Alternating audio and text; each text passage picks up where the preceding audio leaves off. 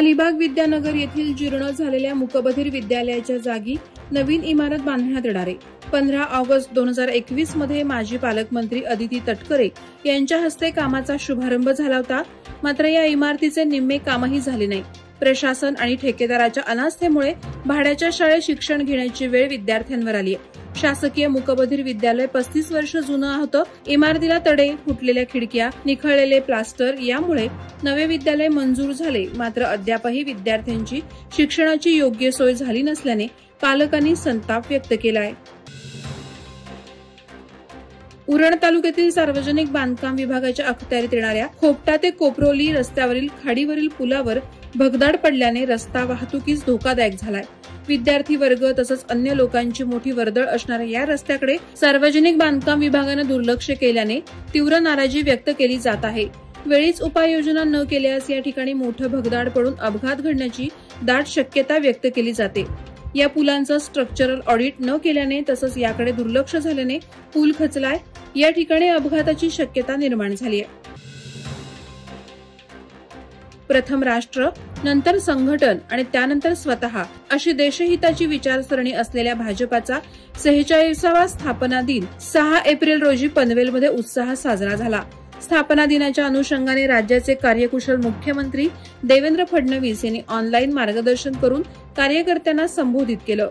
लोकप्रिय आमदार प्रशांत ठाकूर यांनी ग्रामीण भागातील तोंडरे येथे, जिल्हाध्यक्ष अविनाश कोळी यांनी खारघर कार्यालयात, पनवेल तालुका आणि शहर मध्यवर्ती कार्यालयात माजी सभागृह नेते परेश ठाकूर, शहर अध्यक्ष अनिल भगत, तालुका अध्यक्ष अरुण शेठ भगत यांनी उल्वे नोड येथील Ramsheth Thakur international sports complex येथे विभागातील पदाधिकारी आणि कार्यकर्त्यांसह मुख्यमंत्री देवेंद्र फडणवीस यांच्या ऑनलाईन संवादाचा लाभ घेतला.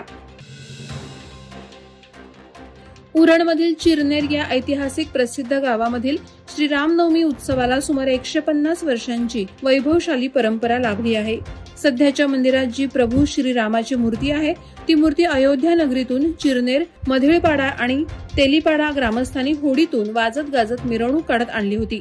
रविवारी श्रीरामनवमी जन्मोत्सव सोहळा मोठ्या जल्लोषात पार पडला. यावेळी नवी मुंबई परिसरातील यशस्वी उद्योजक राजा शेठ खार पाटील यांच्या हस्ते विधीपूर्वक पूजा अर्चा करण्यात आली. श्री रामनवमी साई उत्सवानिमित्त साई सेवक आध्यात्मिक सामाजिक संस्था पेण यांच्या वतीनं रक्तदान आणि मोफत आरोग्य शिबिराचं आयोजन करण्यात आलं होतं. त्याचबरोबर संगीत भजन, साई गीतांचा अनमोल नजराणा या कार्यक्रमाचं आयोजन सायंकाळी साईबाबा मंदिर इथे करण्यात आलं. साई सेवक आध्यात्मिक सामाजिक संस्था पेण आणि साई सेवक यांनी रामनवमी निमित्त साई उत्सवाच्या कार्यक्रमाचं आयोजन केलं होतं. यामध्ये रक्तदान शिबिर आणि गॅलेक्सी हॉस्पिटलतर्फे मोफत आरोग्य शिबिर घेण्यात आलं. आरोग्य शिबिरात रुग्णांनी सहभाग घेतला होता. तसंच रक्तदात्यांनी यावेळी रक्तदान केलं.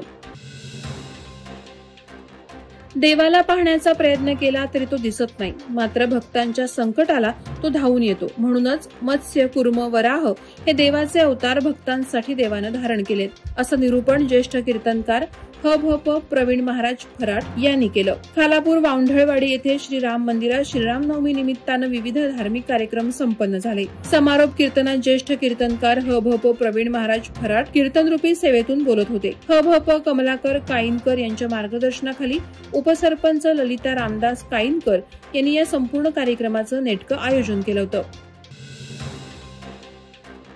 उज्ज्वल भविष्य सामाजिक संस्था द्वारा आयोजित आणि human capacities development training services यांच्या सहयोगातून उज्ज्वल होम नर्सिंग सेवा दवाखाना पिंपळभाट अलिबाग या ठिकाणी 3 दिवसीय कौशल्य वृद्धी आणि क्षमता बांधणी विभागीय कार्यशाळेचं आयोजन करण्यात आलं होतं.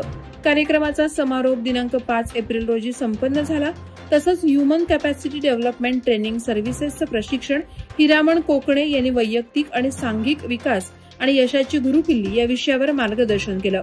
तर अध्यक्षा उज्ज्वला चंदन शिव यांनी कौशल्य विकास आणि क्षमता बांधणी कार्यशाळेचं प्रत्येक संस्था आणि आस्थापनांना गरज असल्याचे सांगितले.